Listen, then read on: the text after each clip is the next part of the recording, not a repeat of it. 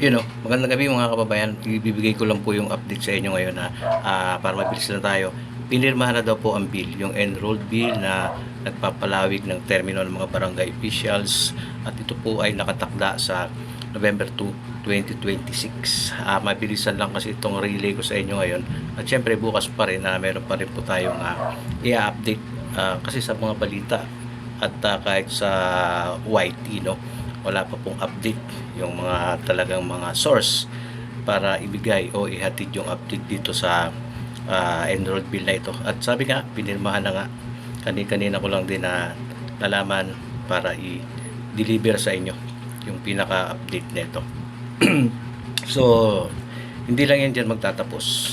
Pinirmahan na, ibig sabihin magiging batas na ito, sabi nga, pag naging batas ito, meron na magpipetisyon. So isang bagong kabanata yun na ating titignan kung ano ang mangyayari dito. Meron pang isang kabanata kung aprobado ba, o yun nga, kung aprobado ba sa SC or Supreme Court itong pagpirma.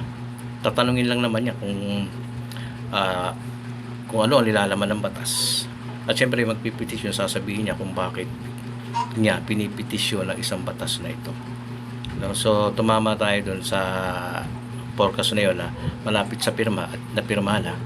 Susunod kong forecast na banggit ko na rin na mukhang papaboran itong bill na ito kasi ito po yung pagsasaayos na ng termino. At pag sinabing fix, hindi na pwedeng i-postpone, hindi na pwedeng iurong kasi fix na yun. Abangan nyo yung update natin. So ayan lang, maiksi lang tayo ngayon. Maraming salamat sa inyo para alam natin kung ano yung mga susunod na mangyayari. Maraming salamat. God bless mga kababayan.